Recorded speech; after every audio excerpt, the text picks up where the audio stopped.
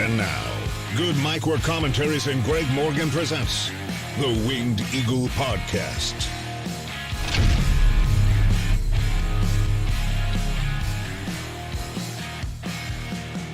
Happy Halloween and happy Good Mike Work Commentaries Saturday. We are back finally on a Saturday for another Winged Eagle podcast, this time for October 30th, 2021. Halloween is tomorrow, and I know a lot of people really like Halloween. I probably know more people in my life who consider Halloween their favorite holiday more than Christmas. It is very popular. Everybody loves it. I wish I was as into it as other people were. Halloween isn't my favorite, but I do still really enjoy this time of year. It's fun. And this weekend, hopefully, will be a blast for all of you. So a little Halloween-themed episode here today to get into, or to discuss just a huge array of topics and some really big news. So it should be a fun, casual, laid-back podcast. We've got about an hour and a half, hour and 45 minutes to bust this out today, and then I got to head over to work, and it's going to be a pretty fun weekend on the channel as well, because tomorrow night is Halloween night. I ain't got nothing to do. I mean, there's going to be some little fuckers knocking on my door, I'm sure, that want candy. Other than that, I'm just going to be here. So tomorrow night, we are going to be live here on YouTube at 8 p.m. Eastern, 5 p.m. Pacific to do a watch-along of Halloween Havoc 1995. The Yeti coming in and dry humping Hulk Hogan with the Giant. Giant died, came back to life. Kooky, hokey fucking show. We're going to check that out tomorrow. The link is already up on my channel, so please go over there and give it a preemptive like or a preliminary like, and join us tomorrow night for some ghosts and goblins and yetis. It should be fun. But whatever your plans are for tonight, if you're going to any Halloween parties, if you're dressing up, anything like that, I hope you have a blast. If you are dressing up as a wrestler for any reason, tag me in it on Twitter and show me what you got. Should be cool. So I hope you guys have a great weekend. Hope you're having a great weekend. And we're going to get into what we're going to discuss today here in just a second. But I want to jump over to the chat real quick and say hello to everybody that is here. I did add a bunch more mods recently, so it's good to see you guys in here. Divine Ricks is here right off the bat with $5. I can see a heel team of Kingston and Moxley versus Punk and Danielson in the near future. By the way, I really enjoy your Dynamite watch-along. It was awesome. We're going to talk a lot about Dynamite here in a little bit. Last Wednesday was fun to get those Dynamites back on Wednesday as well. Heel team of Kingston and Moxley, I do like it. You feel like Moxley is headed down that road. Kingston is as well. Little run-in with Punk last night on Rampage, and since we've already seen Kingston and Moxley have their feud, it would be pointless to have just one of them go heel and then feud with each other again, so they might as well both go heel together and remain a unit. I would love that, especially if they took on Punk and Danielson in the near future. Wow. And so that could be set up, too, because if you noticed, one of my favorite parts of Dynamite this past Wednesday was when Moxley just annihilated poor 10 of the Dark Order and then just left in a complete squash. So we're going to be setting up here probably Mox and Danielson in the finals of that Eliminator. So that could spawn Punk and that tag team match you're talking about, especially if Kingston comes in and tries to interfere on Moxley's behalf during that Danielson match. You could have CM Punk come out to help out, and you could have Punk and Danielson on one side and Moxley and Kingston on the other. Wow, I wish I could whistle. I can't. But holy shit, that would be some awesome stuff. I like it, Divine. I like it a lot. Good to see little Justin Lowe. Jet the Hawk. Ben is in the house. Devlin, husband, and How Wheezy. Good to see both of you guys here. David Brown is back. Nice. Angie, what's going on? I'm in Hawaii touring Pearl Harbor. Catch you soon. That's awesome. I've been there. I was there just 3 years ago and did the whole Pearl Harbor tour. They were doing some maintenance, so not all of it was available. But I have been there. It's awesome. Have a blast. Hit up Devlin. I think that's the same island. Isn't it, Devlin? I'm not sure. Anyway, Sonic Plays, good to see as well. Chris Miner in the house. Got a new grill for your birthday. Right on. Grills are awesome. I grill every day. I got 2 grills. Dreadhead Dre is here. Knox is in the house. King Doe and Mr. T. What's up, everybody? I'm going to get into what we're going to discuss here in just a second. I mentioned tomorrow night's Halloween Havoc 1995 review. We will be up here on Monday. I thought about taking this Monday Night Raw review off because Raws just suck. Last week, we did not have a very good audience in the chat, and I'm not going to bother myself with a 3-hour boring-ass show if I don't have to. But they got a big title match scheduled for Monday night. Becky and Bianca Becky versus Bianca Belair, and I got a feeling Bianca might win. So I'm going to offer my prediction for that here in a little bit, but I am going to come up, since it is kind of a big title match, we're going to have something to talk about. So Monday night we will be here again for the Raw review. So 3 straight days of streaming here on the channel. Should be a fun weekend. Let me cruise over here to the Patreon page over at the Relationship Manager and thank all my patrons. I'd like to welcome Kaylin Scott as a new Patreon supporter. Jordan Henriker is pretty new as well. Divine Ricks, JJ Legg, Nikita Apalakin, Chris Miner, Super Fluffy Toaster, Deshaun Robinson, Jay Smoove, 99, Martin Can, Alex Dredge, Apron Bump Podcast, Alan Carter, Nick Musser, Jimmy Anderson, K-Dogs Kennel, Ryan Y, Devlin Husband, John Redifer, Claudio Clavedetcher, Daniel Rodriguez, Barry MK, Josiah, Scott Moss, Domanian, Ewell, John Riffle, Michael Kumo, Naveed, Keith Salyers, and Blake Moran. As always, dudes, thanks a lot. I updated the secondary shoutouts in the description below, so if you do pledge $10 or more per month or $200 or more lifetime, you got an extra shoutout downstairs in the description, along with all of our links, social media, shit like that. Check it out. All the good stuff is there. In terms of what we're going to talk about today, here's what's on the menu. We'll probably open up with some wrestling news.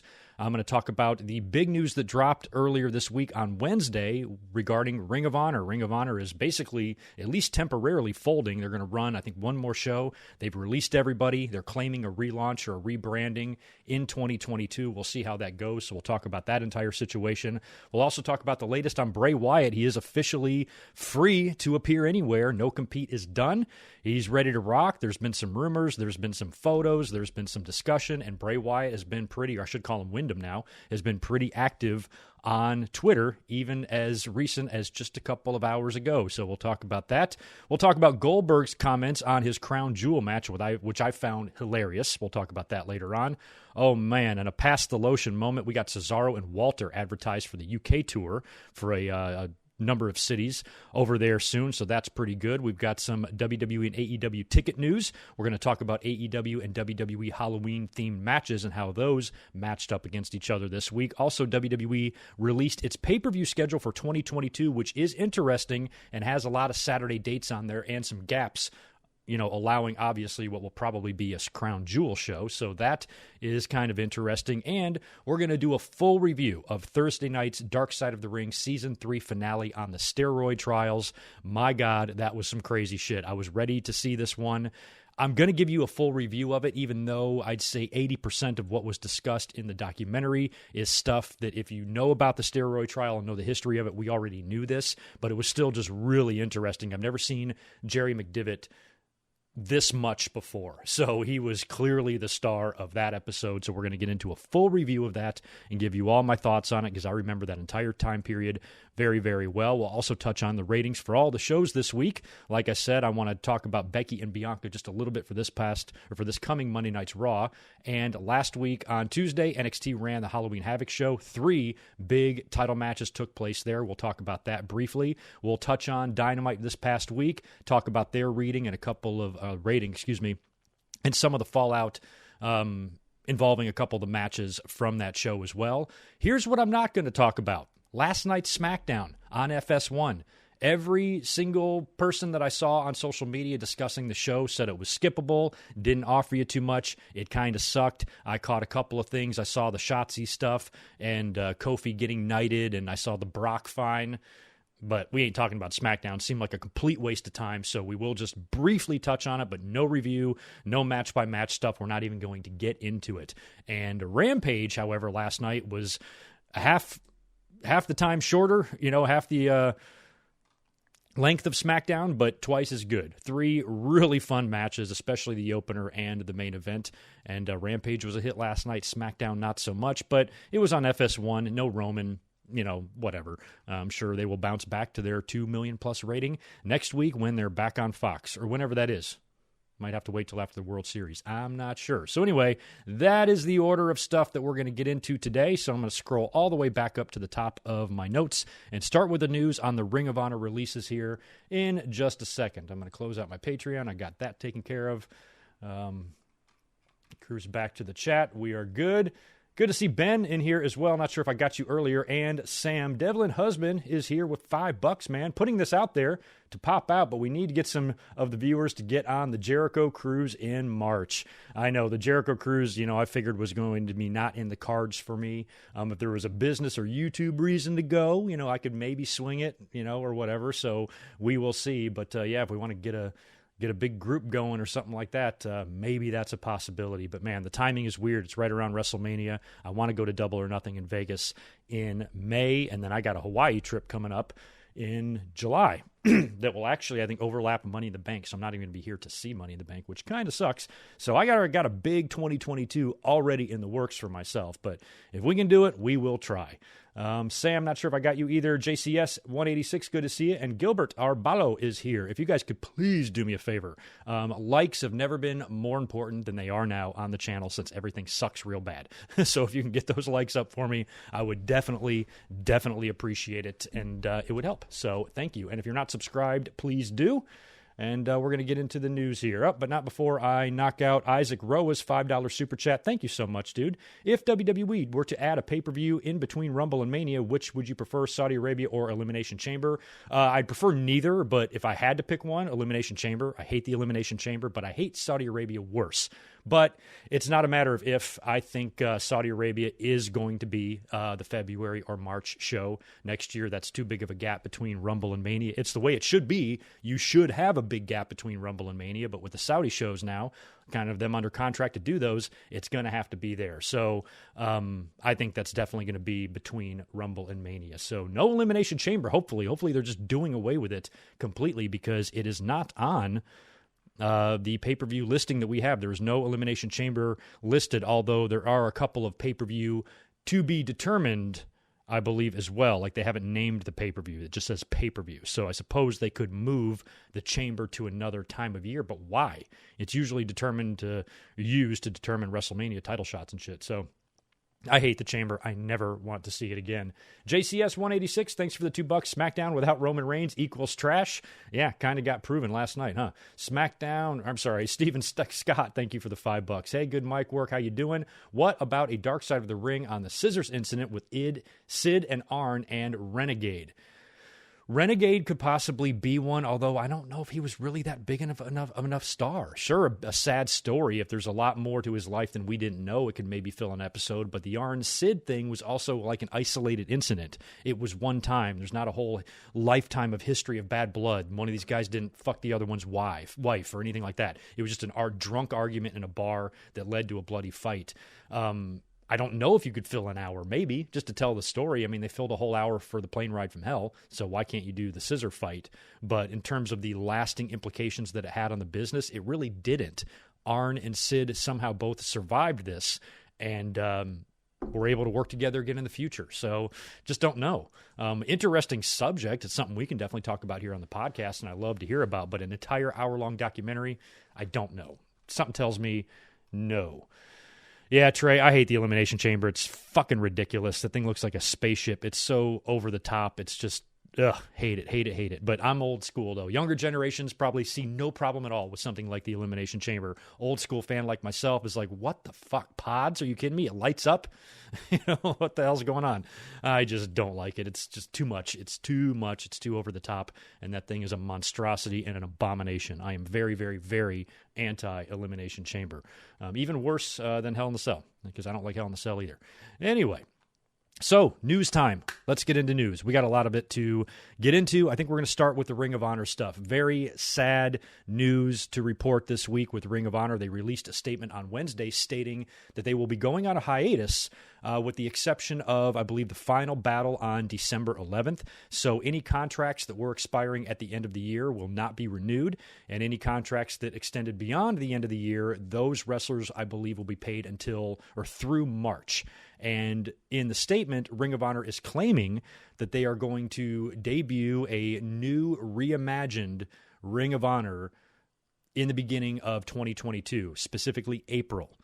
And it immediately made me think of NXT 2.0, how they're just going to completely change their vision and stuff. And a lot of people are questioning and skeptical as to whether or not this is even going to take place. If this is just something they're saying now, to maybe hold out hope that the company isn't going to completely, have to go under and will never return again. But a lot of people believe this could be the actual true end of Ring of Honor. Now, I am not as knowledgeable as most in terms of Ring of Honor and Sinclair and who owns what and why they can't get better funding and TVs and things like that.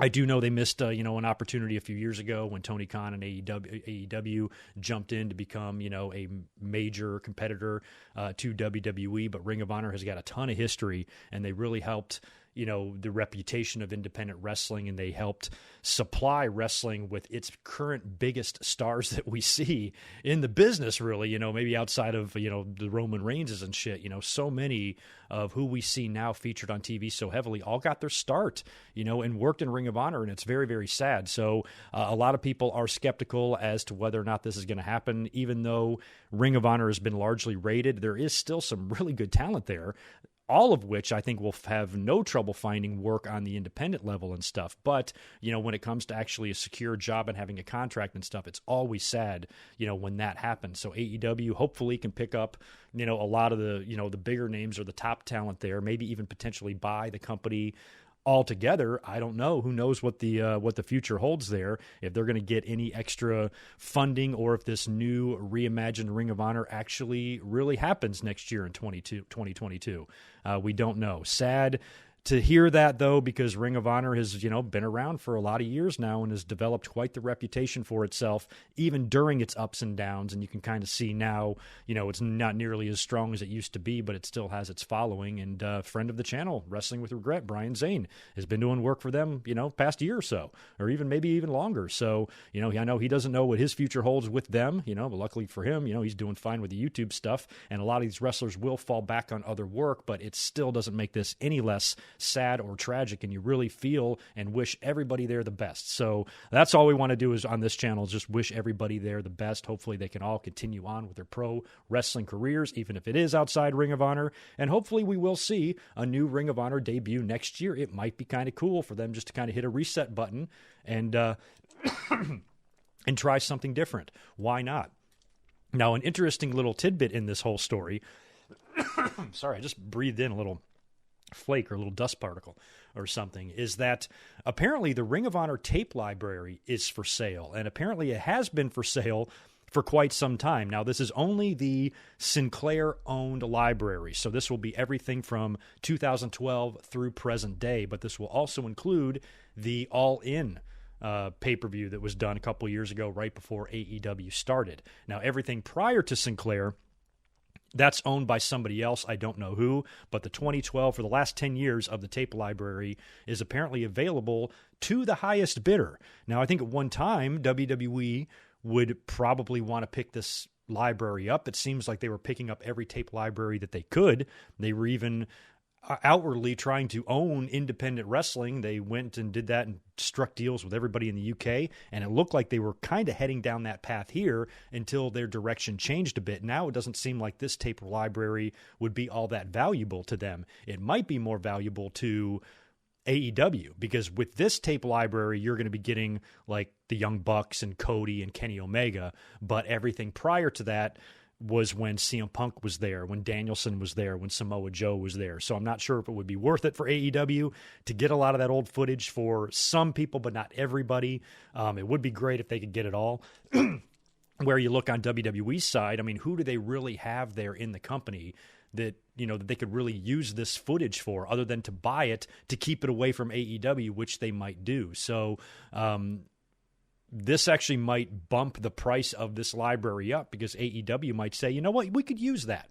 We could definitely use that stuff. We need to start building our tape library. WWE owns everything. We got to start somewhere. So why don't we start acquiring tape libraries that are out there? This would be a good one. WWE could think of that and say, we constantly want to just fuck with AEW, so we'll make an offer on the tape library, even though we don't want it, just so AEW has to pay more to get it. I could totally see them doing that. So we'll see where the tape library ends up and what the future of Ring of Honor is. But whatever happens, we just wish everybody there the best, and kind of a bummer of a story to drop this week.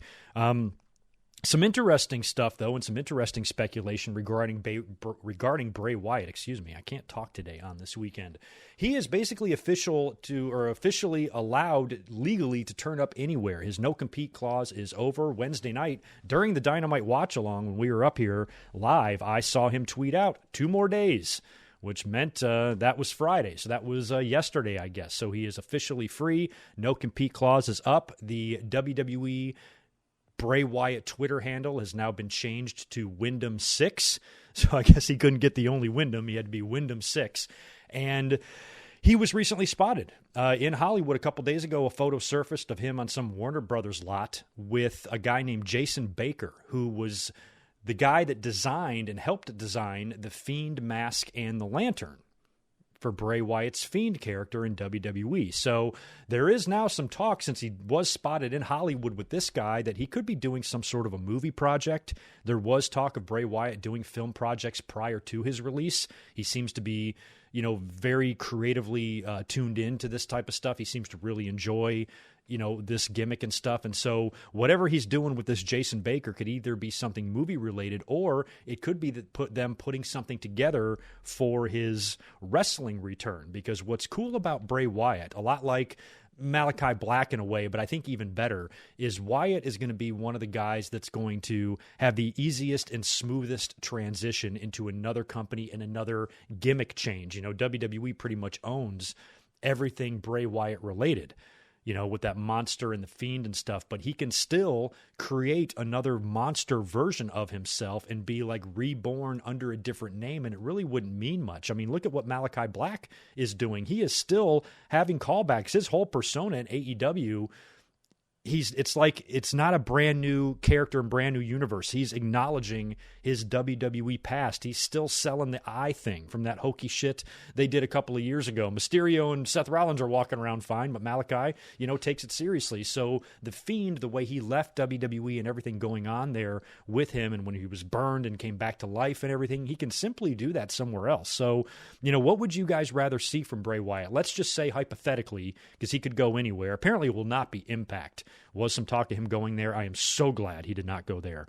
If he does hypothetically come back to wrestling and this movie shit doesn't happen or whatever, and he's coming back and he goes to AEW, what would you prefer from Bray Wyatt? Would you prefer a character more like what the Fiend was?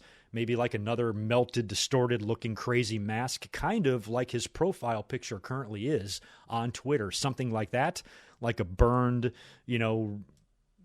demon, coming back from the WWE dead in AEW? Or would you prefer him be something more like he was when he originally started the Wyatt family, just cutting his great promos and just doing his thing? I'd almost prefer like the original Wyatt family Bray Wyatt, who I think was my favorite rendition of all of them, even more than the monster, demon, magical Fiend. So that's kind of what I'd prefer. But the cool thing with Wyndham is this guy could potentially do anything, and you don't really know. Sounds like he's got some, interest from a lot of different areas, wrestling promotions and people in the entertainment world. So in terms of this guy, having a fulfilling life and a great career, that's going to happen with or without WWE. So that makes me happy. Now, a couple of hours ago, he did respond to a PW Insider article that was talking about his release from WWE and some opinions from internally in WWE, how they feel about his release. And he responded to it with that eye-rolling gif of The Rock when he's doing the promo. He's like, "Oh, brother." And then he says, "Now that we've seen or heard what Johnny and Bruce have to say, I want to tell my side," or something like that. So apparently, he might, come out with his side of the story on this thing. I'm sure he's got some pretty interesting things to say. So we'll keep an eye on it. Bray Wyatt technically could appear on Dynamite on Wednesday if he wanted to. So we'll see if he winds up turning up or if he's out of wrestling for a bit longer while he works on other projects. At this point, we don't know, but it will be fun finding out. That's for sure. Cult leader Bray Wyatt, Casey, I think would be quite awesome. And, we talked about the Dark Order stuff too.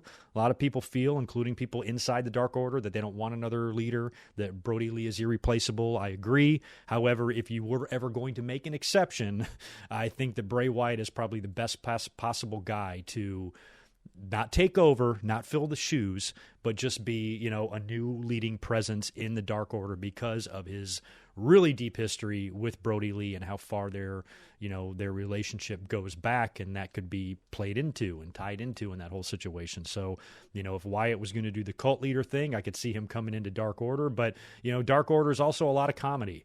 And one thing I don't think we did see from Bray Wyatt too much, aside from the Funhouse, was a lot of comedy.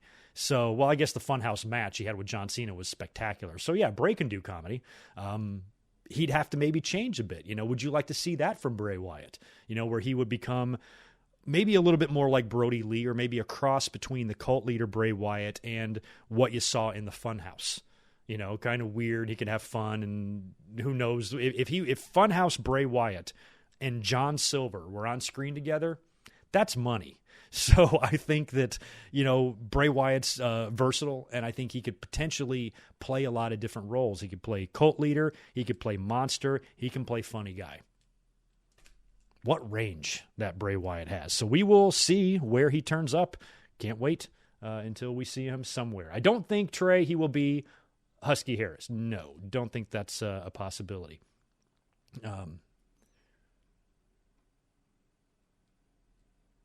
What's up, Salvador? Nobody from Chicago. I'm not from Chicago. This is California. Anyway, I want to talk about this real briefly, too. This is hilarious. So Goldberg was a guest on the CarCast podcast, and he discussed a number of things, including his match with Bobby Lashley at Crown Jewel. And I'm just going to paraphrase. I'm just going to quote one paragraph here that what he said, because I found it to be really funny. Basically talking about his performance, and we can all agree, we said so on the review, that it was not as bad as it could have been. It was actually pretty good for Goldberg standards. I was terrified of this match. I just didn't want anybody to die, and I also didn't want to watch the match because I knew Goldberg was going to win, and I fucking hated that because he spent the last year or so building Bobby Lashley up as to one of your top title contenders, only to have him lose to this 50-plus-year-old legend for no reason. It doesn't do anything for Goldberg to have him win matches like this, and it kind of undoes some of what you do, and I just don't understand the need to have Goldberg there at fucking all. So I was already bitter and just pissy about this match in general because I knew what the outcome was going to be, but Goldberg surprised me in the sense that, number one, like I'll always say, for a guy his age, I don't even understand how it's physically possible for somebody to look like that. It's incredible. But physically, in terms of what he can do athletically in the ring, he wasn't good in his prime, much less when he's 55 years old, knocking himself out on the ring post and dropping The Undertaker on his head, and beating The Fiend in a ridiculously boring, horrible match for the title. Every time he shows up in Saudi Arabia, it's a complete and total utter disaster. So the fact that this wasn't one, I was like, okay, great. Goldberg didn't embarrass himself in Saudi Arabia. But Goldberg says in this interview, and I quote, "I don't have the best track record in Saudi. I've knocked myself out and dropped Undertaker on his head. I'm not happy with my performance, but I'm satisfied with it to a point where I think it shut all these fuckers up." No, it didn't. This is what I found so funny about this quote is he basically says, I'm not happy with my performance, but I'm satisfied to a point where I think it will shut these fuckers up. So basically, I still suck, but I think I did good enough to where it'll keep the fans off my back. Do you hear how that sounds? That sounds like you're just admitting that you got no business being in the ring at this age. I don't think the match was bad, but I certainly don't think the match was good at all. It was just good for Goldberg. And back when he came back the first time, I didn't mind when he squashed Brock at the Survivor Series. I kind of thought that was cool. His run, I credited WWE and him both for not overstaying their welcome. There was plenty of fans pissed about Kevin Owens losing the title. I wasn't thrilled about it, but I knew what it meant. I knew if you traced everything back to Survivor Series, I'm like, the reason Brock is beating Owens for the title, Goldberg is beating Owens for the title, is so Brock can beat Goldberg for it. That means Goldberg's going to have a month-long run. He's going to have a run 1/6 as long as Kevin Owens' run, because Owens held it since around the SummerSlam point. And who cares? It's one quick little nostalgia run. 1 month, he puts over Brock, who just got done putting him over at Survivor Series and even got tossed out by by Goldberg in the Rumble, I believe. And now Lesnar wins the belt back. I was actually fine with that. And then it happened, and it played out that way. And the next night on Raw, after Goldberg loses the title, kind of gives a little goodbye speech, brings his kid in the ring. And I'm like, you know what? That was such the perfect amount of Goldberg. The dude comes back super old, but looks great. winds up having quick, short, straight-to-the-point matches where he doesn't expose himself and doesn't embarrass himself, and he brought Goldberg back and tied the Goldberg career up with a nice red bow and rectified some of the heat and problems and animosity and controversy he had with WWE the first time he was there, because that whole year-long run he had in 03 and 04 was a disaster. So him coming back now, making amends, making good with Vince, coming back, beating Brock, winning the title, putting Brock over at WrestleMania, losing the title. That was all I ever needed to see out of Bill Goldberg. I became a Goldberg fan when that happened. I never liked him, but the way that whole situation went, aside from the Kevin Owens match, which was not my favorite, aside from that, everything else in the Goldberg run didn't bother me at all. I actually thought it was nice. I thought it was a nice send-off for a guy that was a huge part of the Monday Night Wars and the war between WWE and WCW. He's a big part of history and really one of the only megastars WCW ever made outside of Sting. So when that all happened, it was perfect. But when he came back and then came back again and then fucked up shit started happening, he was beating the Fiend in Saudi Arabia. He damn near killed The Undertaker. Every time he was out there, it was just this discombobulated mess until they had to throw Ziggler in front of him. Here, go out there and work with somebody that will make you look good. And, you know, so you can stop embarrassing yourself. And it's not totally Goldberg's fault if WWE's going to offer all this money for him to come wrestle 2 matches a year. You can't fault him for taking it. But as a fan, it just drives me crazy because it's so unneeded. I don't need it. I don't need him. So, you know, I really like to see legacies end on positive notes. I like to see legacies end in a way where the wrestler can ride off into the sunset knowing he can be proud of his career. And Goldberg did that in 2017. But he's ruined everything, you know, since then with his performances and stuff. And I just think it's funny that he can go out there and have a shitty performance but still think that it's not as shitty as I usually do, so the fans will probably stay off my back. That's not how it works, Bill. So, yes, you did very well in the match with Lashley. It's just a match I would have rather not have happened at all because it doesn't need to happen. So I found that to be funny. Goldberg, Billy, you are silly. That's all I can say. How awesome is the Cesaro and Walter tour of matches announced? 4 matches advertised for the UK tour, all of them in England. Liverpool, Leeds, Nottingham, and Manchester all get to see Cesaro versus Walter. Awesome. Friends across the pond, if you go to any of these shows and get pictures or video of these matches, send them over to me on Twitter. I would love to check that out. Before we get into a couple of other news tidbits and we talk about the WWE pay-per-view schedule, let me say hello to Salvador Arugian. I'm probably saying that terribly wrong. I'm sorry, man. Thank you for the $5. When do you think AEW will beat WWE in the ratings? Can't wait till they're erased from real wrestling history. Signed, a WCW and TNA superfan. Well, WWE's never going to be erased from real wrestling history. They are real wrestling history, even if you don't like it. I don't know. AEW actually beating WWE in the ratings, I think that's a ways off. AEW, when they have a really good Dynamite, it's very close to a very good Dynamite rating is very close to a very bad Raw rating. They are only a couple of 100,000 viewers apart. So it's not out of the question to think one day AEW could draw higher than Raw. I think that's possible, but I also think stuff like that takes time, and as long as they can compete ratings-wise, that's all AEW really needs to worry about, and they are competing. You know, they're getting 50%, 60%, 70%, and in some cases even more than that of what WWE gets in the ratings, and they should, you know, be happy with that and allow themselves just to grow at their pace and not worry too much about it. But in terms of them beating WWE and WWE going away, that's a short-sighted line of thinking, and that's virtually impossible. And plus, we don't want that, because if AEW puts WWE out of business, which will not happen, if that happens, that just means AEW turns into WWE, and then we got another monopoly, which is not good. So for fans who want to take a side and they want the root for the other one's failure, you're dumb, because if you do that, we're going to be stuck right back in the same situation we've been in for 20 years. So just watch them both, try to enjoy them both, and hope they both push each other to do better. That's what we should all be hoping for in terms of that. Alex Crawford is here. Good to see you. Transferring Heat podcast is back as well. Vince McJoke, good to see you. Ratnick, hello. What's up, guys? Let me continue on with my notes. Do me a favor, too. Please smash that thumbs up button. Could really use the likes. My God. Lowest likes this channel has ever had in the last, probably 6 months. So please help me out and hit me with the likes. I'd appreciate it. We've got some interesting news about WWE being outsold by AEW at the UBS Arena in Long Island. They are running shows, I think, late November, early December, I think just a week apart. And so far, AEW is doubling WWE's ticket sales to the point where now WWE is offering buy one, get one deals to try to pad their show. So it is funny how WWE still dominates the ratings in the mainstream, but when it comes to going to a live event, I think most fans unanimously pick AEW over WWE because you know you're going to get a really fun experience there. I'm still yet to go to a real AEW arena show. I was on the Jericho Cruise in 2020, and I saw a title change there, but not like a real show. And I'm ready to actually go to that. Hopefully Double or Nothing in May. If it does wind up in Vegas, I'll be there. But they, when you look at the shows, even on TV, WWE is just still, it's extremely formulaic. They've been at this forever. We're very accustomed to seeing what WWE gives us.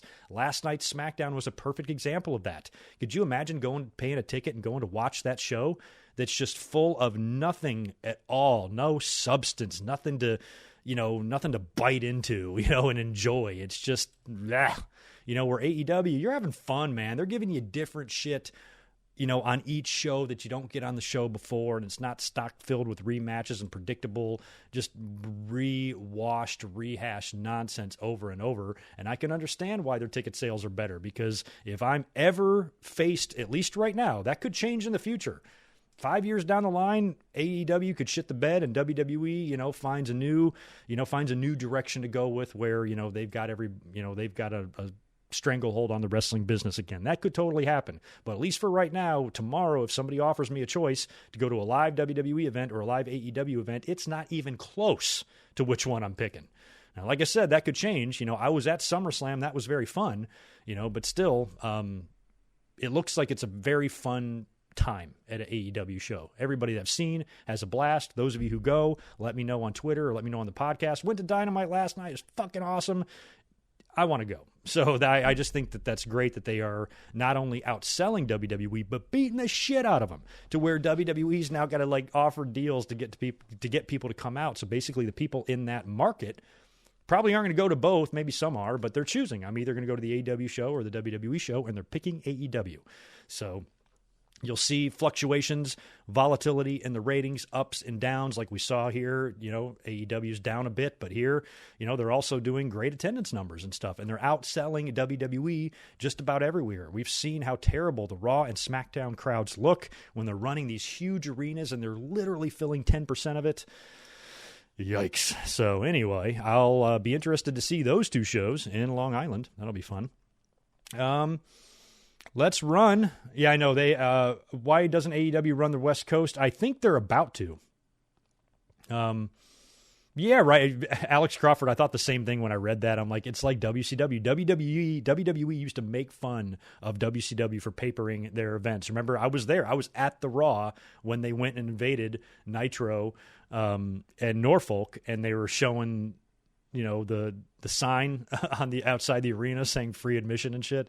Oh, that's funny. So now WWE, just because they don't want to lose face too much, I mean, they're obvious it's going to be really hard for them to turn this around now and outsell AEW. So I don't think they're going to overtake this lead or anything, but they're trying to cut into it to where it's not quite as an embarrassing loss there. Because right now AEW is doubling what WWE is sold, and double is a lot. So we'll see what happens there.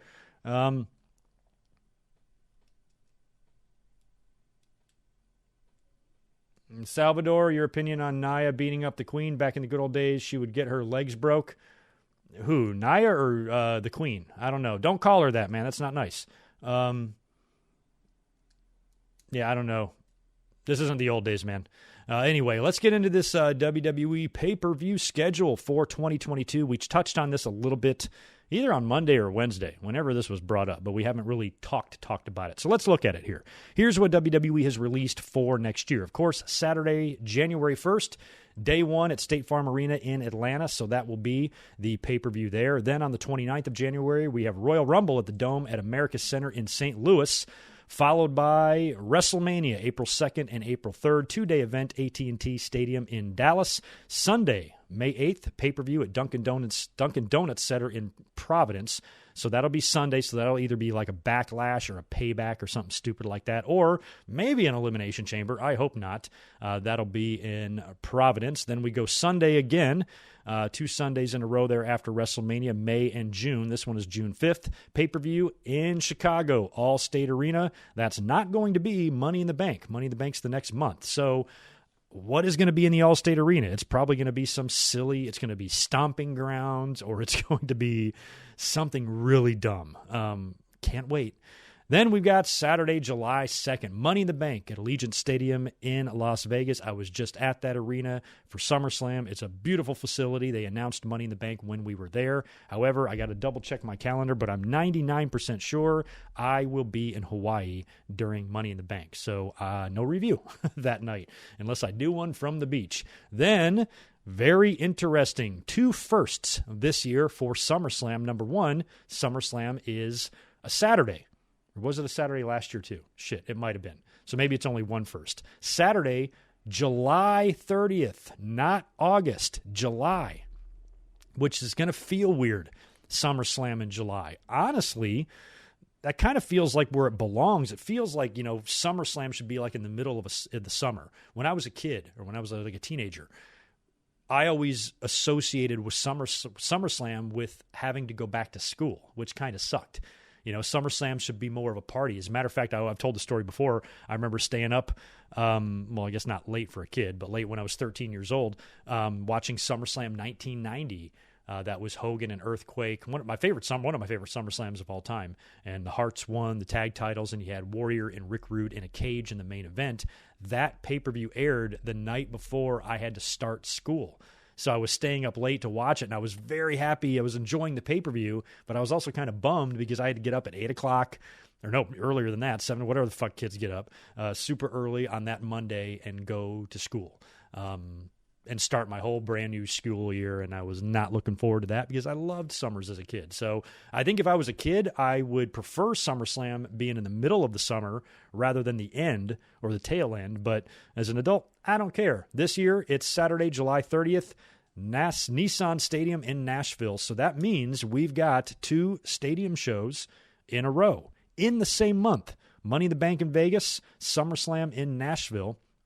We also have the Rumble in St. Louis, which will be in a dome, and WrestleMania in Dallas. So that's 5 actually, since the WrestleMania is 2 days. That's 5 dome shows this year. It's fucking nuts, man. Then we skip all of August, no pay-per-view at all in August, and we skip to Saturday, September 3rd, or September 4th. That might be Labor Day weekend. Oh, it is Labor Day weekend, and that says pay-per-view at location to be determined. So this is WWE trying to get a head start or a one-up on AEW because AEW usually runs all out Labor Day weekend on Saturdays. So WWE here doesn't even look like they know which day they want to do yet. So I think maybe these 2 companies are going to wait and see what the other does. It's such a different time now. I can't imagine 2 pay-per-views going head-to-head. Even when WCW and WWE were in the thick of their war, they never would have gone head-to-head pay-per-view-wise. I don't think they would have been able to. The pay-per-view companies probably wouldn't have allowed it or something. But now, the way everything's different, how much pay-per-view revenue does WWE really bring in? Do people still go on their TVs and pay $50 for this shit when they can just get Peacock? And in terms of AEW, all their shit's on Fight or whatever, so they won't directly be competing with WWE. The fans are just going to have to choose which show they want to watch. So doing competing pay-per-views could, I believe, theoretically happen. There should be nothing stopping either company from doing it in terms of, an outsider stopping them. But, Peacock might not, and Fight or whoever, they might not want that to happen either. They might not want the audience divided because they want to maximize, buys and views and shit like that. So it will be interesting to see if AEW keeps all out on that weekend. If WWE runs their pay-per-view Saturday, then AEW will run all out on Sunday, or maybe vice versa. Or AEW might move the pay-per-view to the weekend after or something like that. We'll see. But September next year, it's still a whole year away, but it's going to be interesting to see what the companies do. when it comes to that stuff. And then after that, we've got Saturday, November 26th, Survivor Series at TD Garden in Boston with no December pay-per-view again. Now, there's a whole year to go. They could easily add one. Easily. There's also no October pay-per-view, so that will be likely where Crown Jewel goes. So we will get a Crown Jewel in February between Rumble and Mania, and a Crown Jewel in November is what we're going to get there. So, in October, prior to Survivor Series in November, and then hopefully nothing again for all of December. That would be nice. So anyway, that is the pay-per-view scheduled for next year. It will be interesting to see a July SummerSlam and what the hell AEW is going to do on Labor Day weekend now. Before we just briefly touch on some of the results and stuff. Actually, let's just do that now because there's not a ton of stuff to get into. I just want to briefly mention some of the wrestling stuff, and I think we're then going to close with the steroid trial and end with that because in terms of the wrestling results and stuff I want to talk about, it's very minor and very minimal. I want to talk about Raw briefly. Raw this past week was not a good show. 1.66 million was the rating there. They have advertised a huge title match for this week. Becky Lynch defending against Bianca Belair. Now, normally you would see a match like that and say, oh, that's just going to be a disqualification.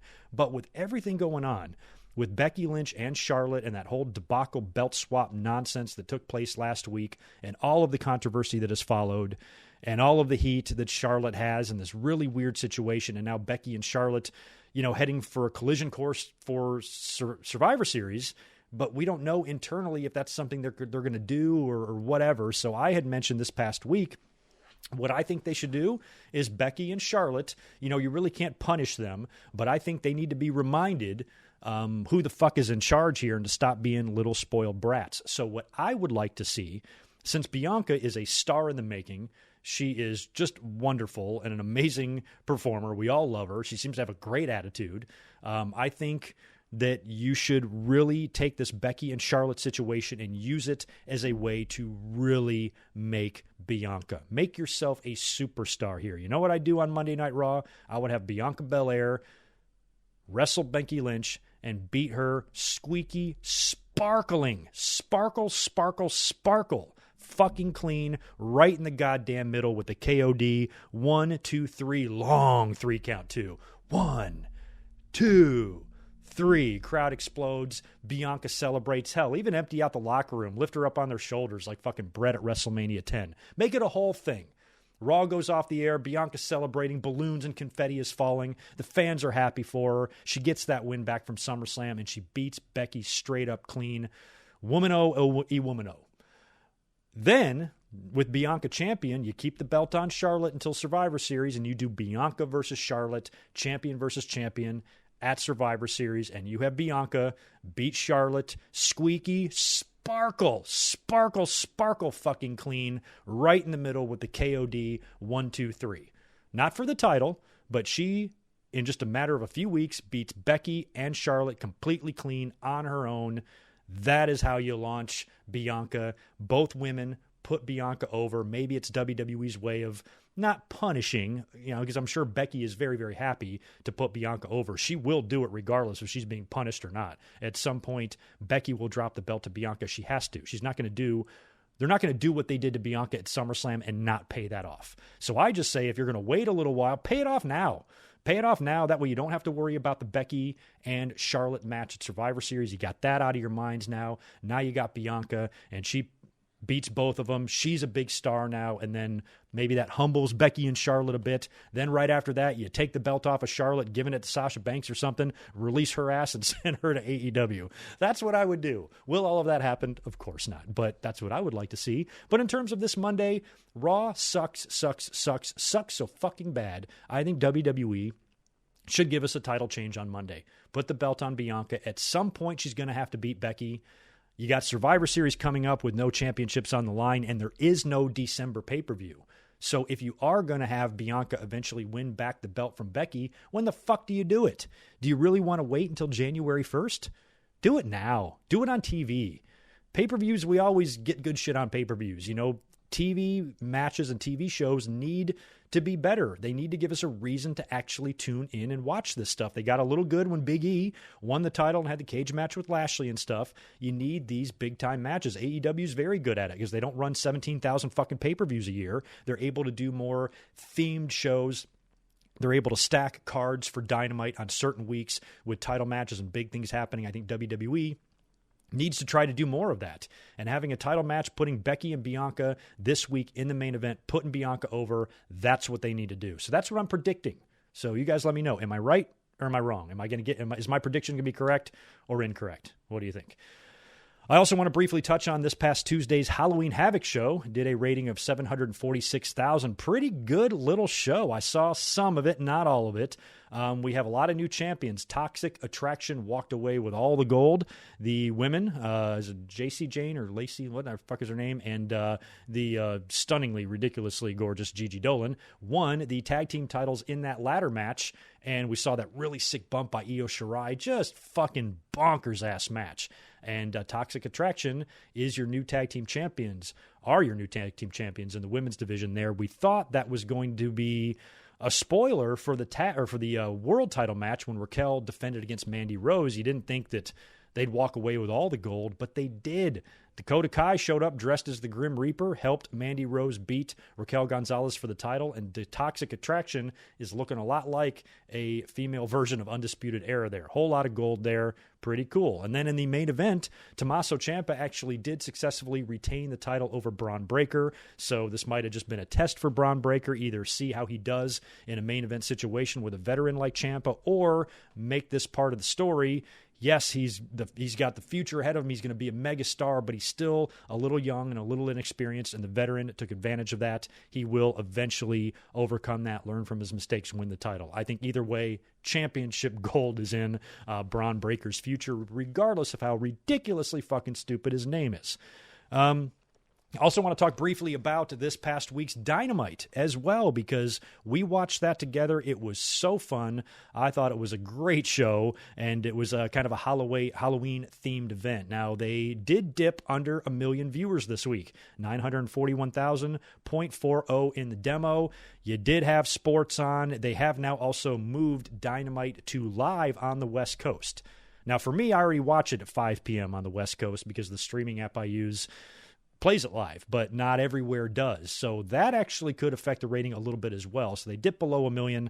They probably don't want to be going lower than 1 million too often, though. However, the show was really good. They had a great return match with Serena Deeb and Hikaru Shida, which I thought was amazing, and Shida got that win back, advancing in the tournament in a match that I think Serena and Shida alone was 100 times better than the entire Queen's Crown tournament in WWE. What a match. Moxley versus 10 was hilarious. Moxley came out there and just beat the piss out of the poor kid and left. Now we got Moxley and Cassidy. Next week on Dynamite, the winner faces Danielson at the pay-per-view in the Eliminator Final. That's awesome. And we also had the super fun Halloween match that was the main event with the Dark Order versus the Elite, and the Elite came out dressed as the Ghostbusters. Really interesting tweet from the fellow that does the music in AEW saying that the Ghostbusters I guess was like a last-minute decision. They were going to dress up as something from Squid Game. I don't even know what the fuck Squid Game is. I see everybody talk about it. Is it an actual game or is it a TV show? I don't know what it is,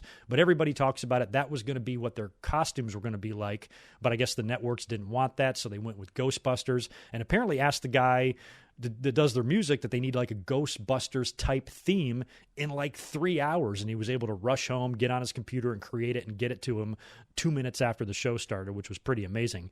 And they came out with their proton packs, and then they had the Stay Puft Man, and they had a fucking horse, and then the match is all happening, and something is going to happen with Adam Page. He's going to be somewhere, and they tied up Cutler and put him in a costume to make it seem like it was Page, so they beat the shit out of him, revealed that it's Cutler, and then Page pulls off the Stay Puft Marshmallow Man shit and goes to town. I thought the whole thing was a lot of fun, and it drew a lot of criticism from fans about like, oh, when WWE does a match, everybody thinks it's stupid, but AEW does it. I'm like, I'm so sick and tired of these like false equivalencies. This is not the same thing. It's the same thing like when the fans claim that WWE's use of Goldberg is the same as AEW's use of Sting. It's not even close to the same thing at all. And neither are these matches. This Halloween match, first of all, you want wrestling to be fun. If you're not watching wrestling to have a good time, then I don't know what the hell you're doing.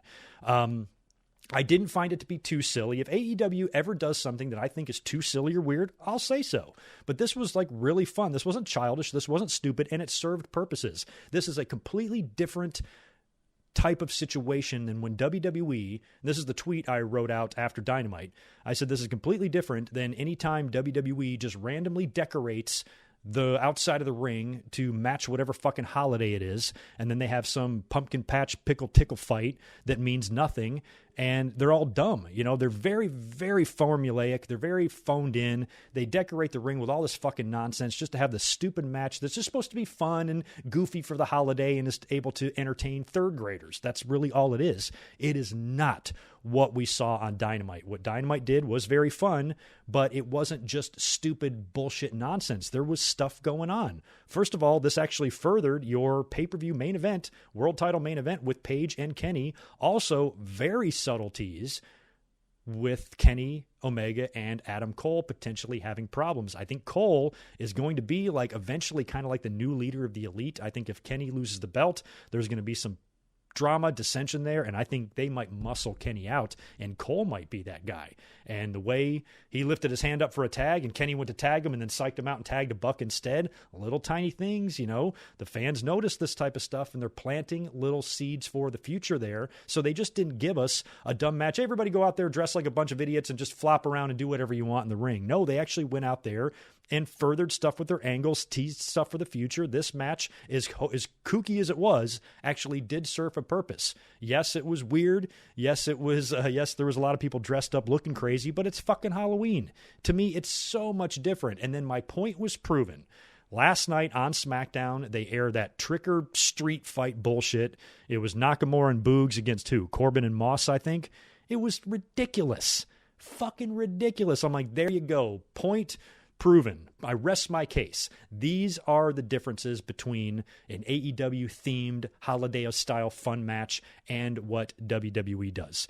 It doesn't make it, you know, and I think that's when the fans just get this idea in their head, boy, the fans, you know, they tear apart when WWE does this. All WWE has to do is make one of these good. If they give me a good Halloween match, then I'll say, holy shit, that was a great Halloween match. But it wasn't. It was a shitty Halloween match. Everything they do is shitty. Same thing at Thanksgiving. How many times on Thanksgiving have we seen the Thanksgiving food fight? There's a turkey at ringside. Somebody gets a turkey on their head. How many times have we seen a wrestler with a turkey on their head? More than once, right? So it's just the same shit. They don't put any really fun thought in this. They're really not having that much fun. They're phoning it in. Go out there and throw mashed potatoes at each other. No. Let's have some fun with it. Let's have some surprises. Let's take the fans on a ride. WWE doesn't do that with these type of matches, and they proved that here this week. AEW, their two shows had great holiday-themed main events, Dynamite and Rampage last night. Britt Baker and Abaddon nearly killed each other with thumbtacks and all this crazy shit. You know, and here you got Rick Boogs sticking a pumpkin up Madcap Moss's ass. Totally different things. AEW won the Halloween-themed matches by a mile, 10 miles, 100 miles, no comparison whatsoever. I loved what they did on Dynamite. I thought it was fun. And the fans that didn't think it was fun, you need to get hugged. Like I said, I don't want to discuss much of SmackDown last night. I do like that they featured Shotzi a little bit, but a lot of people were pissed off that she turned heel. So Charlotte comes out, cutting a promo. She's joined by Sasha Banks. Then Shotzi comes out on the tank. Shotzi wants a match against Charlotte. Charlotte grants it. They have their match, and Charlotte beats her with natural selection after Sasha, who was at ringside and kind of like coaching on Shotzi, gets up on the apron. Shotzi almost hits her and goes to stop, and that's when Charlotte takes advantage and natural selections her for the win. And then after the match, when Sasha is trying to apologize, Shotzi then attacks her, kicks her ass, and basically turns heel, which I found funny because I didn't even realize that Sasha was a babyface again. I kind of thought she was still heel. Like, didn't she come back after WrestleMania, pretended to be Bianca's friend, and then backstabbed her and, and all that and kicked her ass? And when did she go babyface again? So if Shotzi, I just thought Shotzi was attacking a heel. So I'm confused. But anyway, I guess Sasha magically is babyface. She got attacked by Shotzi, and now Shotzi is a heel. And a lot of people didn't like that because Shotzi has a very kind of fun babyface type of persona with the, with the tank and the colors and the wow and the wildness and all of that. I don't know if turning her heel was the greatest move. And in the end, I don't think it's going to stick and mean anything. A lot of people were like, great, something for Shotzi to do. Yes, if they actually follow through with this and give her stuff to do, then yeah, maybe it could be great, but I have zero faith in WWE to follow through with anything. I don't trust them to wipe their own asses, much less push Shotzi Blackheart.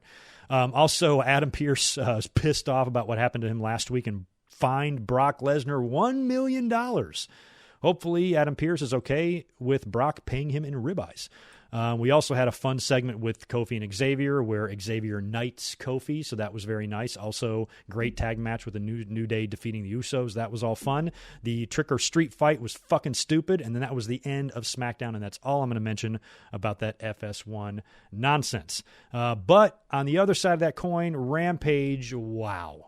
What a great match between Danielson and Kingston. That fucking ruled. That's exactly why I love kind of what they're doing right now. And Danielson is full on balls out American Dragon. As American Dragon-y as he's ever been is what he is right now. And you love to see it. They pulverized each other. Danielson, I should say. He's every match that he's in, he's got the ground beef chest, just his welts. I mean, they were just beating the shit out of each other, hitting each other with everything but the kitchen sink. So fun to see Eddie Kingston wrestling these guys, and so fun to see Bryan Danielson wrestling these type of different opponents and just going out there balls out. And he's making a case for Wrestler of the Year, here in just a matter of 6, 7, 8 weeks.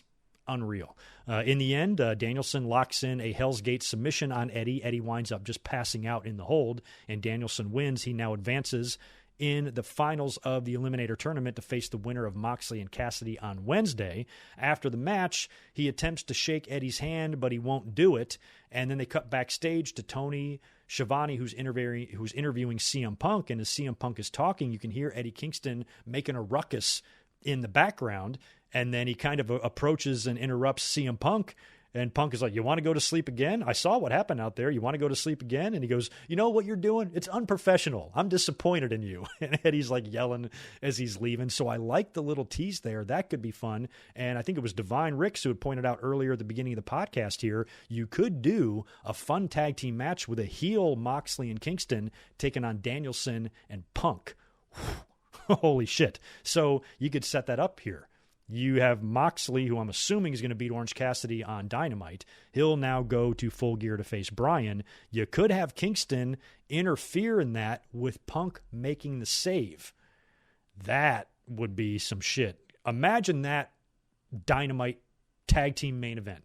Mox and Kingston, Punk and Bryan. It would be like the Blade Runners reuniting on Nitro when they teamed up Sting and Warrior for like one night on Nitro, just to see Danielson and Punk.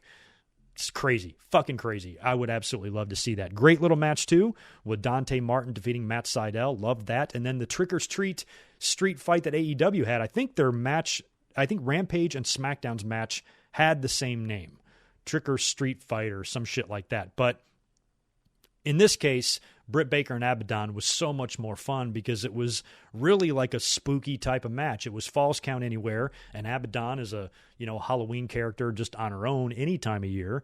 And this was a pretty fun little outing and a fun match to watch Britt Baker in. She likes doing these hardcore style matches. They had trouble getting the table to break, swinging neck breaker off the apron to Abaddon. Table doesn't break. Then a suplex onto the same table, which won't break. Abaddon busted out the thumbtacks and slams Britt Baker on them, for a near fall. The finish was just hilariously great here. So Britt regains control. She winds up putting Abaddon's head in the chair, Pillmanizing basically Abaddon's head and then stomps in it. And it looked so gnarly. It looked like she really broke her neck in half. But Abaddon completely no-sold it. So you're worried that she's not all right. She goes, oh my God, I hope she's okay. And then she bounces right back up like fucking Undertaker. And then Britt takes a handful of thumbtacks, puts them in Abaddon's mouth, and then super kicks her right in the face, and then gets her down for the lockjaw. She's got her pinned down, and she's going to put her hands in Abaddon's mouth, but Abaddon is into it. She's opening her mouth. He's like, arr. She's trying to chomp the fingers. And so Britt thinks better of it. And then Abaddon grabs her hand and tries to force her hand in her mouth. Imagine someone doing that to Mankind back in the day. That was great. So finally, because this is a no disqualification, anything goes match, Jamie Hayter and Rebel, who are both out there, get in the ring. I think Hayter comes in the ring. Rebel gets up on the apron. Hayter blasts Abaddon while Rebel distracts the official, even though there's no reason to distract the official. And Britt is able to roll up Abaddon for the 1-2-3 and get the win and survive a very, very scary encounter for Britt Baker. So that was fun. It was bloody. It was gory. It was crazy, and loved that main event. So when you look at Halloween-themed matches for the week, AEW wins in a landslide. Next week for Rampage, we've got John Silver versus Adam Cole, Velvet and Bunny, and in the TBS tournament match. I think that's all we have advertised so far for next week's Rampage. Yeah, Red Velvet, Bunny, TBS tournament, Silver and Cole. That's what we got. So that was your Rampage and SmackDown from last night, and I think we touched on all of the wrestling results and stuff for the week. We want to finish things up here today with my brief review, or actually not too brief, but I want to give a detailed review on the season finale of Dark Side of the Ring Steroid Trials. This was big. Season 3 has wrapped up, and the Steroid Trials aired on Thursday night on Vice, and I got a chance to watch it last night, and it was pretty crazy to reminisce about a lot of this stuff and how crazy of a time this was and everything going on. So we'll talk about that in 1 second. Let me cruise back over here to the chat, bust out super chats that are rolling in, and ask you guys to keep hitting that thumbs up button for me if you don't mind. If you're not subscribed to me, make sure you do that as well. And I also want to make sure I don't miss any super chats this time, because I think I missed a few last week. Spaz Phoenix, what's up, dude? Thank you for that $2 earlier on. Nice to see Shotzi and Baszler getting shine. Yeah, I didn't mention Baszler as well. She had that match with Naomi with Sonya as the ref. That was good. I hope Baszler gets more, and I hope Shotzi gets more. But so far, a lot of people seem bummed out that she turned heel. I really, at the end of the day, don't care, because I don't think anything they do sticks. But just being featured, spotlighted, is something that's kind of rare. And Shotzi got that last night, so at least that's a plus. Yeah, Seth and Big E could be Divine Ricks. And there's $5 from you, man. Thank you again for that. I wonder who will give Punk and Danielson their first loss. Yeah, both haven't lost yet. I don't know. That's something to think about. I think maybe it might be one of their first title matches or something like that. Maybe is where a loss comes. We'll see. Yeah, I like the idea of Punk and Danielson potentially, doing some stuff together if they have formed some sort of a mutual issue against Moxley and Kingston. Could be interesting. Zelius Ward is back. Thank you so much for the $5. I appreciate it. Do you think CM Punk should be feuding with bigger names instead of newer talent? Yes and no. We've talked a lot about this. I would like to see Punk do more, because I think he is a big name. The way he came in the whole wrestling world, he's the most recognizable name, it seems like, almost, because everywhere you go, they're chanting his name, and it's Punk, Punk, Punk, Punk, Punk. So you knew whenever he turned back up in wrestling, it was going to be a huge deal. But part of me also, though, likes and appreciates the story of him admitting that a lot of time has passed, and he's old now, and he's getting his legs back, and he's slowly getting back in the groove. You're not just going to come right back in and challenge the world champion right off the bat after a 7-year absence. So I like the fact that he's working with other guys, but at the same time, at some point, people need to look around and realize that he's still CM Punk, and you need to get him doing some juicy shit. I think it'll come. And with the fans too, if he were to be thrust right into the title picture, the same fans that are complaining about him starting off slow would be saying he's starting too fast. I guarantee they would say that. So who's to say which is the right way to do it, But so far, I'm still okay with it. But yeah, soon I'm ready for Punk to do some major stuff. Steve and Scott, thanks for the $5, man. I appreciate it. Good mic work. I know this won't happen, but it would be fun if Charlotte took one of those women's titles to AEW and pulled a Ric Flair in 1991. You're right. It won't happen, but it would be amazing if it did. It's come close. I mean, Flair brought the NWA title to WWE. Alundra Blaze or Medusa brought the WWF women's title to Nitro. It's possible, but no, I don't think you can. But funny thing is, I don't like the legalities of that. Like, WWE was never able to sue or anything. I don't think they have any litigation over what Medusa did, unless it was WWE's actual property and they needed to get that back. But who's to say that Charlotte can't just go there? Don't worry about taking one of the titles. Just get a replica. Anybody can buy a WWE title. So she can just buy a replica and then drop the replica in the trash. Would she be allowed to do that? I don't know. I don't know if you can take a replica WWE title on AEW TV and drop it in the trash. I would assume you can. I don't think there's any law against that. So if Charlotte did it, oh man. But one thing you got to remember about Charlotte, if for any reason she does go to AEW, I don't think that she will, it's going to take a lot of cooperation from WWE. They're going to have to allow her to go. I don't think they're going to do that. And if they do that and they allow her to leave and they let her out of this contract, they're going to have something in place where she's not going to be allowed to go over there and do any trashing of them. So, and why would she? Nobody's been treated better ever. The only reason at this point Charlotte would go to AEW is to be closer to her fiance, possibly her dad if Rick turns up there in any capacity, or if, just the heat is too strong in WWE, she wants to get out of there for a while. It's the only reason. That's the only way I see it happening, and honestly, I don't really see it happening at all. I don't think Charlotte is going anywhere, unfortunately. All right, I think that knocks out the table was going into business for itself. That table no-sold worse than Abaddon did.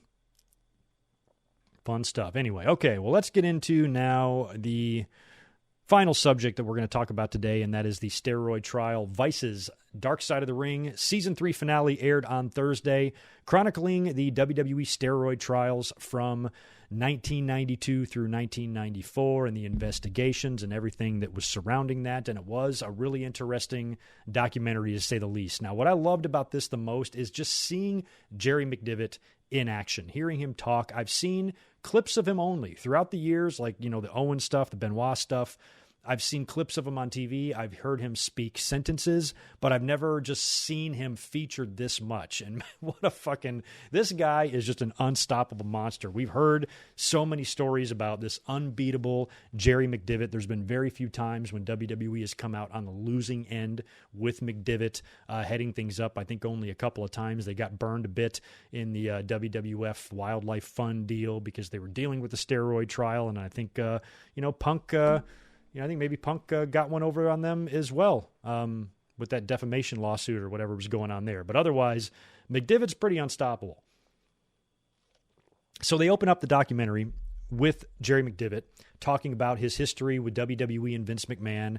Lots of pictures from his office of him and Vince and him and the family. He talked about his history with the company. He's been representing them for 30 plus years. Talks about being present at the Owen Hart, stuff and the Chris Benoit stuff. He was doing media appearances and handling any court proceedings that needed to happen there. Pictures of Vince and Jerry with a WWE belt, etc. All that stuff basically just highlighting his history with Vince, the McMahons, and the WWE. Interviewed in this documentary, pretty interesting group of names here. We had Jerry McDevitt, of course, who was basically the star of this entire documentary. Also Dave Meltzer, who was a very big part of the steroid trial and covered that, along with Wade Keller. Jim Ross popped up a couple times in this. So did John Arezzi, who had the Pro Wrestling Spotlight show back in the day. We had Warlord, B. Brian Blair, and, of course, Phil Mushnick. I have not seen this fucking bastard's face in so long, but he was a huge thorn in WWE's side for so long. And he still, you can tell, he just still holds so much of a grudge. And my God, I'd love to see Vince and him duke it out one day. That would be fun shit. And, of course, the whole thing, as usual, was narrated by Chris Jericho. So one of the first things they did was establish how truly smart Jerry McDevitt is. Jim Ross and a lot of others talked about, what a great attorney he was and how just ruthless and smart and intelligent he was. And these are all things that we've heard about this guy before. I mean, he's gotten WWE out of some pretty tight jams, and that's what Jim Ross said. He goes, Jerry McDevitt is the guy that you're going to hire to save your ass.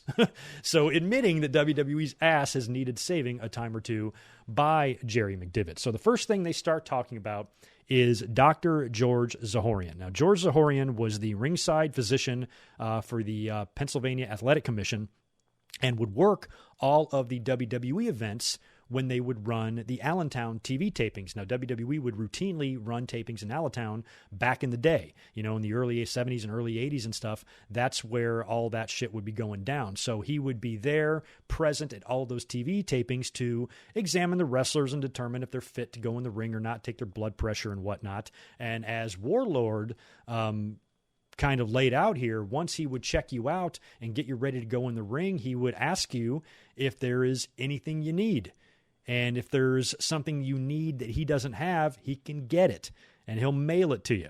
So basically, he had lines of wrestlers every week at these TV tapings coming up to get their candy, as it was called, and picking up their steroids, picking up their somas, their pain medicine, whatever they needed. This guy could get to them for the price. So he was basically just a drug dealer at the live events.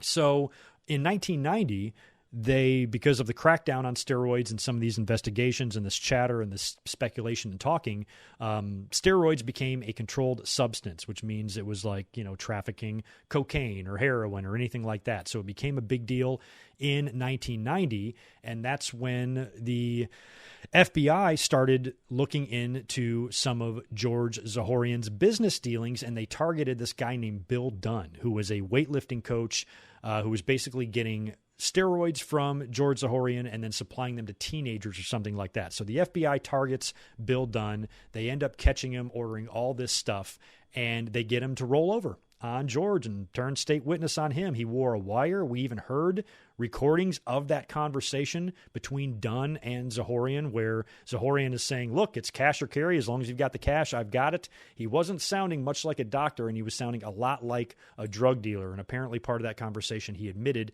to distributing these steroids to kids. So they were able to kind of get Zahorian now, and they've arrested him, and they're sending him to trial. So WWE gets wind of this, and they attempt to distance themselves from the doctor. But this guy is, he's in tight with Vince McMahon. He's been interviewed by him before. He's got pictures with Vince and all of this stuff. So WWE knows that there's a problem now, and they're trying to distance themselves from this doctor. And that's when the investigation, when they're investigating Zahorian and tearing up his office and shit, they just find a paper trail and all sorts of evidence that just leads them right to the doors of WWE. Now, Brian Blair, he's one half of the Killer Bees, he's interviewed for this, and he says that one day the FBI showed up at his doorstep saying that they knew that he received 3 FedEx packages, and they knew what was in the packages because they intercepted them, opened them, documented them, took photos of them, and they know about it. So they basically, asked him, we'll give you a break if you just let us know who your supplier is. So they're getting guys to pretty much tell on each other. And when they uncover all of Zahorian's records, they see a lot of packages being delivered to a very recognizable name named Terry Bollea. So that really put the heat now on WWE. And mostly Zahorian with his association to them. Now, what's interesting about this is they've got George Zahorian on trial. They're going to get him. He's going to spend a few years in jail, and they want to bring Hogan in to testify against him or whatever. So McDevitt, I guess, he's able to get Hogan removed from the case because when Hogan was getting steroids from George Zahorian, apparently there were discussions because he was a doctor about having kids with his wife and fathering children and things like that. And McDevitt had argued that since, these conversations, this is why he went to the doctor in the first place. It's going to be a violation of confidentiality and shit like that if he testifies, and you're going to make him a victim when he didn't do anything wrong, and convinces the judge to say that Hogan does not have to testify in this. And it really helped save Hulk Hogan's kind of reputation, because it would have ruined him if he would have had to go under oath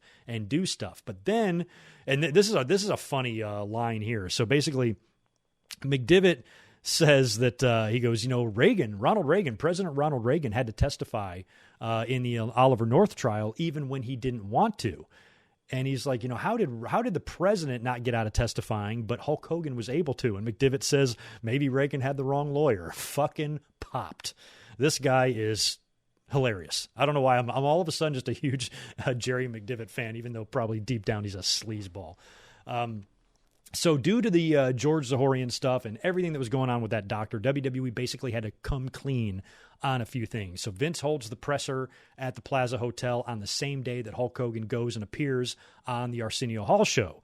And Arsenio brings up the controversy, and Hogan, and I remember when this happened too, because it really hurt Hulk Hogan and it kind of pissed Vince McMahon off. Hogan, I don't even know why he went on this show when all this was going down. If I was him, I wouldn't be doing any sort of media at all. But he basically goes through this long, drawn-out explanation, half admitting wrongdoing while the other half trying to remain innocent. And it reminded, what it reminded me a lot of? It reminded me of Tom Brady when he was trying to explain away Deflategate. And Tom Brady's just insane.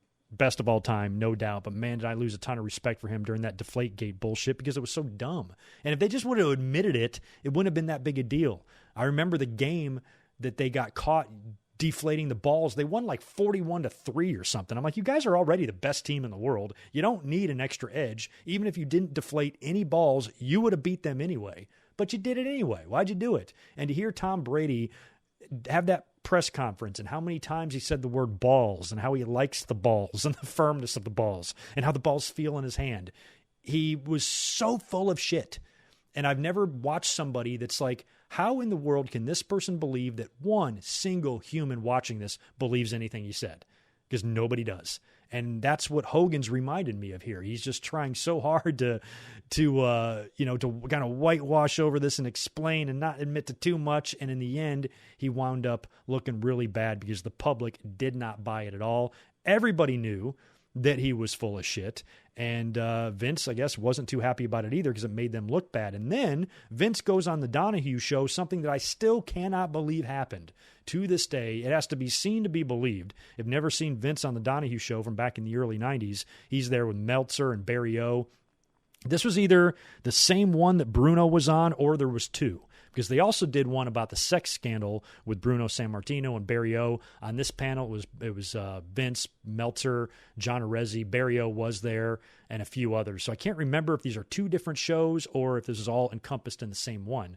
But when that went down, Vince and Meltzer are sitting right next to each other, and Meltzer's got that fucking exquisite mullet.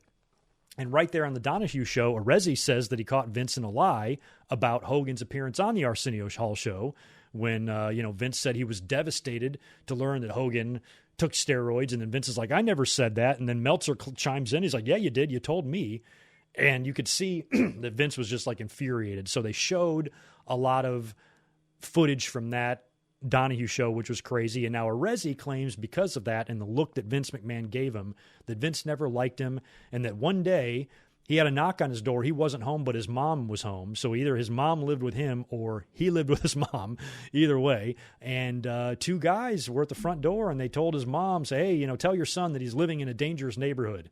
And McDivitt hilariously responds to this in the documentary and says, he's just making that shit up. No one cared. No one would care enough about John Arezzi to send two black suit guys to his door to threaten him. Like, that would never happen. So you don't know who's telling the truth here, but it's funny just to hear McDivitt just brush this shit off. Fuck that guy. He's not worth beating up.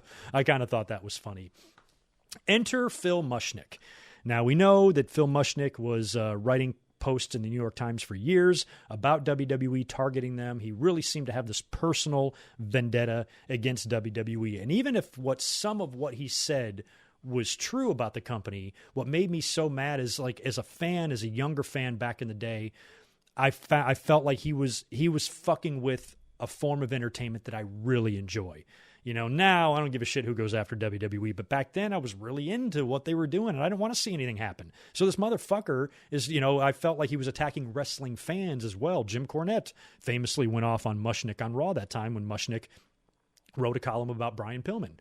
The guy's such a fucking son of a bitch too, but in the end, I mean, a lot of what he says, he has a gripe, WWE is corrupt and fucked up as hell. But this guy had such, just malice and evil intentions, I think, to where he was, WWE, I'm sure, has done plenty of bad, but what he was trying to do was going to affect the lives of a lot of people if he were to be successful. So I didn't find that to be very cool. Never really liked Phil Mushnick at all. So he starts writing all these posts talking about the Zahorian trial and, how the fuck did Hogan get taken off, not being called to testify, and how he got out of this shit, and basically trying to dredge up all of these, accusations again. And that gets the attention of the Eastern District of New York, who begins a brand new investigation.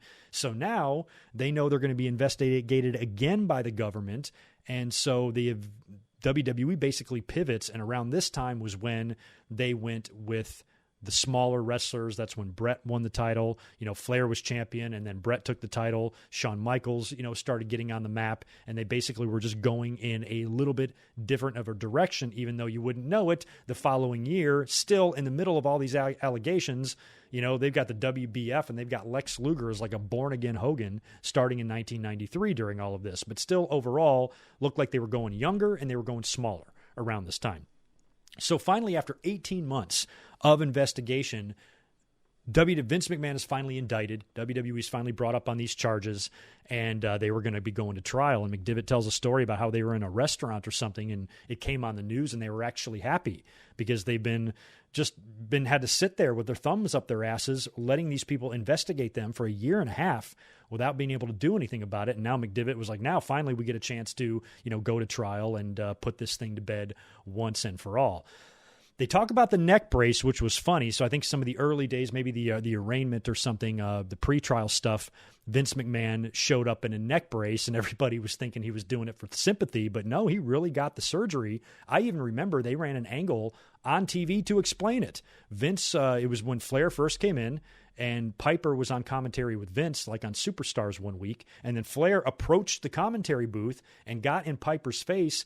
The two start getting into a scuffle, and Piper picks up like a wooden chair and swings at Flair, but he misses and hits Vince instead.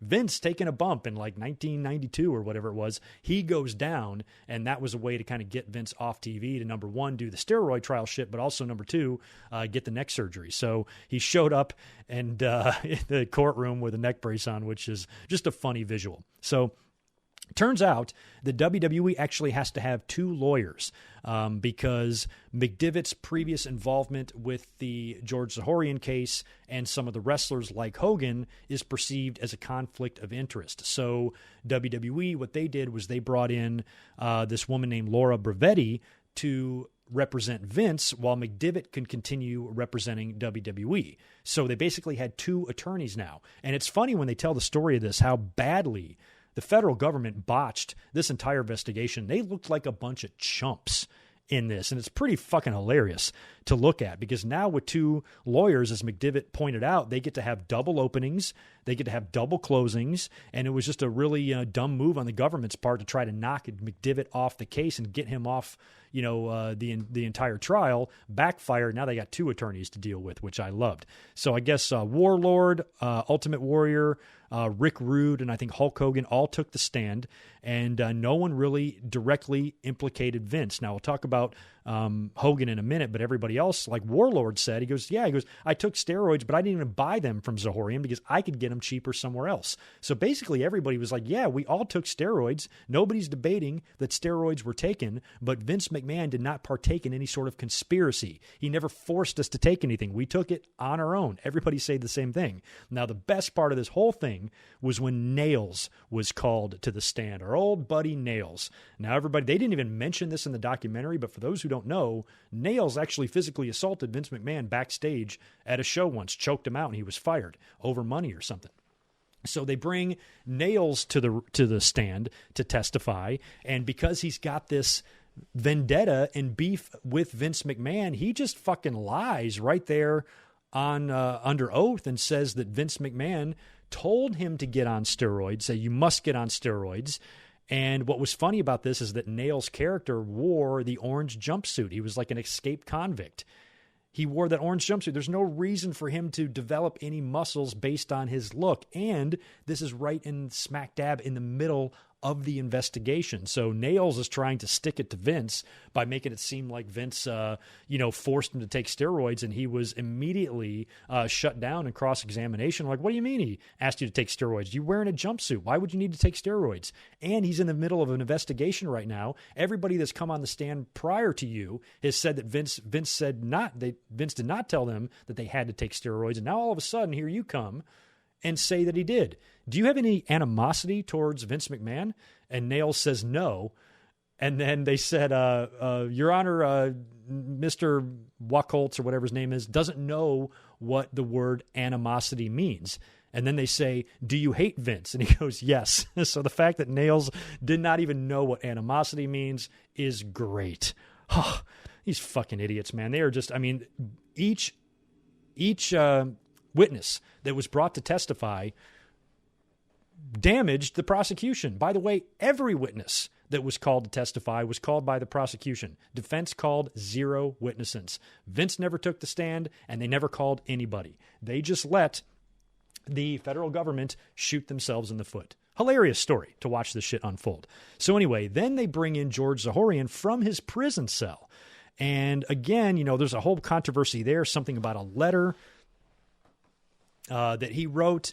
They were moving him around from prison to prison, leaning on him, trying to get him to say certain things. They really seemed like to be out for Vince McMahon's blood here. And when they eventually get him on the stand, again, he doesn't implicate what the feds are trying to imply here. They're basically they're building their case on the fact that Vince McMahon conspired to distribute steroids, and he was a drug dealer, and he forced his wrestlers to take them, and all of this shit. And every one of these wrestlers, one at a time, was like, no. And then George Zahorian, the one guy who can be the most damaging of all of this, he basically says that, Vince, he did tell Vince that he was selling the wrestler steroids, and Vince didn't stop him. So again, it's not good.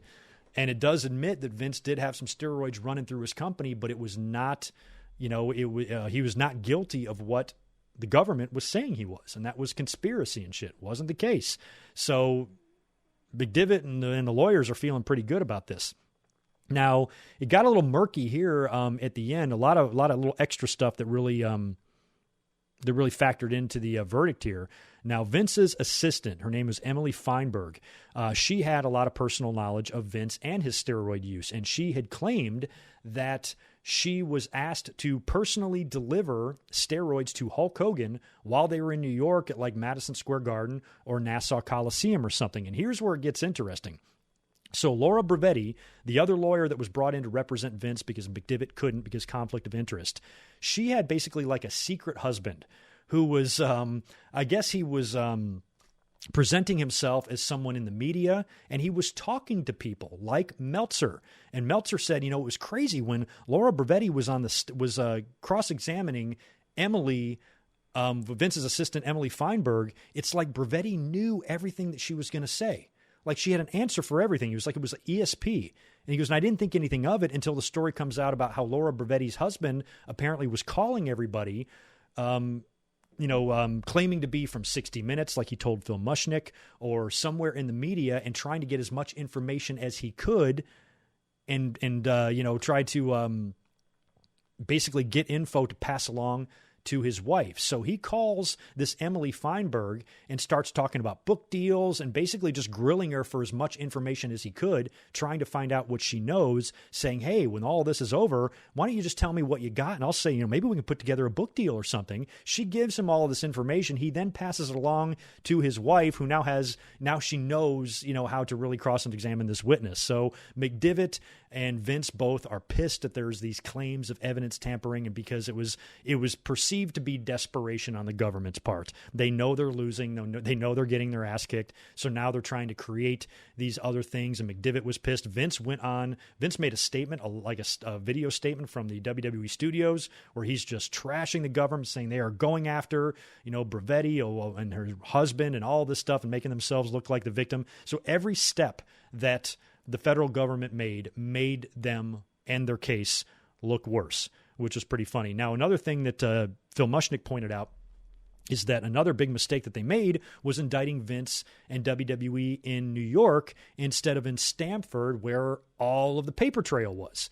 And that had a big thing to do with it. So it was just terribly botched by the government from basically the word go. If they wanted to put Vince away, they probably could. So Emily Feinberg, she's on the stand, and of course Laura Bravetti has an answer for everything, and Emily is the one who had the story about Vince told her to deliver steroids to Hogan at Madison Square Garden or Nassau. So McDivitt Bravetti was like, okay, when did you get these drugs? Oh, you got them on this date? Okay, well, they were nowhere near MSG or Nassau Coliseum on any of these days. So basically, they eliminate her as any sort of a damaging witness. So there's really nobody else left other than Hulk Hogan. And the timing of this was really interesting because Hulk Hogan literally days before had just signed with WCW. He had left WWE. Now he was doing the Thunder in Paradise stuff. This was, early mid-94, and he was signing on with WCW. And I'm pretty sure the Sunday after he testified was the pay-per-view where he won the title from Ric Flair. It was like that close. All this shit was happening all at the same time. I think King of the Ring 94 when Owen won was happening right around this time as well. So Hogan is called now to the stand. He's agreed, or they've agreed to grant him immunity for anything that he reveals here in the trial. So he's basically their star witness. And he goes on the stand to basically say that him and Vince, he just told the truth, were gym buddies. I've taken steroids. Vince has taken steroids. I've given Vince some of mine. He's given me some of his. But I was never a part of any conspiracy. There was never anything going on in WWE that would force us to take steroids. Basically, everything that you're claiming Vince is doing is wrong. If you want to come up here and accuse him of taking steroids and knowing that his wrestlers took steroids, yes, he's guilty of that. But conspiring and all this shit, no. And their star witness basically proved the defense's case and made him look really shitty. And it was pretty funny because they showed footage of Hogan leaving the courtroom that day, and he's getting in the limo, and they're like, oh, do you have anything to say? And he goes, yeah, buy the pay-per-view on Sunday. So I think the pay-per-view was like that Sunday. Now, apparently because of this, like Vince was still mad. Like Hogan is the reason that Vince didn't go to jail for 17 years. He would have gotten out of jail in 2011. Vince McMahon would have only been out of jail like for 10 years had he gone down there. And for some reason, there was still just a lot of bad blood between him and Hogan. Maybe he was upset that Hogan went to WCW, and maybe he was still, bitter about the way Hogan handled the Arsenio Hall show or whatever. But Vince should have been pretty fucking grateful. But it had to be weird. I remember reading into the magazines and hearing about the story at the time. To think about the head of WWE, sitting in the same room from a guy who's going to win the WCW title in just a couple of days was pretty fucking crazy. They talk about the very passionate closing argument by Sean O'Shea, who was a leading prosecutor for the federal government, and how he was just desperate and so pissed off knowing that they got their asses kicked in this whole thing. And he's just berating Vince, and he's doing things that most judges wouldn't allow in terms of just being really over the top and passionate in your closing argument, to the point where McDivitt says that Stephanie McMahon ran out of the courtroom crying, and he had to go console her, and he felt so bad for her. Fuck Stephanie. Like, I give a shit if Stephanie's upset. Remember what she said in that 9/11 show? I had my own personal 9/11 when the government came after my dad. Fuck you, Stephanie. So I have zero sympathy for Stephanie at all. But he talked about a crying Stephanie in the courtroom. And then the verdict comes in. And they read the verdict for Vince McMahon first, and it comes out not guilty. So McDivitt thinks, okay, they're going to let Vince off, but they're going to hit WWE with some bogus charge. But they don't. Not guilty for WWE as well. And the verdict drew applause from the courtroom. Even some of the jury was applauding. Basically, the jury was not convinced at all at anything the federal government was presenting to them. And all Vince and WWE had to do was just sit there and talk to the prosecution's witnesses and just discredit their entire story. And it was fucking hilarious. And Vince walks away a free man. McDivitt says they went to dinner later on that night, and he joked to Vince in a joking manner, hey, you can take that neck brace off now. And Vince does, rips it off and waves it around in the air. So it was a pretty good episode. And I thought it was interesting that this is Dark Side of the Ring. This made WWE look like the baby faces because McDevitt has got, he's knows what to say and the right things to say, and he painted a picture very, very pro WWE in this. But still, it was a fun episode. Season 3 this year was pretty good. I hope they do a season 4. There's lots of possible subjects they could discuss. And I'm ready for that whenever it goes down. But very long and a very fun Season 3 of Dark Side of the Ring. And there you go, the steroid trials, and that is a wrap. Time for Season 4. Anywho, I need to get out of here because I need to head to work soon. But let me just see if there's any other things I need to say in the chat.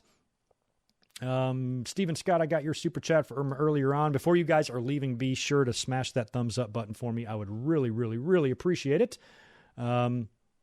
Nails could be a Dark Side of the Ring. Maybe. He was so terrible.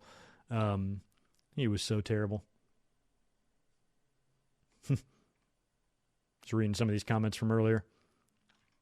Yeah, so the steroid trial was fun. I just love that stuff because I was right in the middle of it at that time. I mean, I was in high school, during the steroid investigation and the verdict for the steroid trial. And I remember all of that. And I remember how weird 1994 was and just a weird year, in general. So, crazy times. But anyway, I got to get out of here now. I got a big night ahead of me. I'm not going to be back until tomorrow night. The audio to this should be up on the website for download and on the podcast sites here in just a little bit. So keep a lookout for that. And make sure you're back here tomorrow night. If you got nothing to do for Halloween, we're going to be up here 8 o'clock Eastern, 5 p.m. Pacific. We're going to watch Halloween Havoc 1995 together. We're going to watch the Giant get thrown off the roof and come back to life. And the Yeti dry hump Hulk Hogan. It should be a kick-ass fucking time. You guys have a great rest of your Saturday. Have a great rest of your night. If you're going out partying for Halloween, be fun, be safe, have a great time. Catch you tomorrow night for Halloween Havoc. Y'all be good. Peace. This has been a Good Mic Work Commentaries production. Be sure to subscribe on YouTube at youtube.com/goodmicwork. Follow Greg Morgan on Twitter @goodmicwork and visit goodmicworkcommentaries.com for all the latest podcast and video content.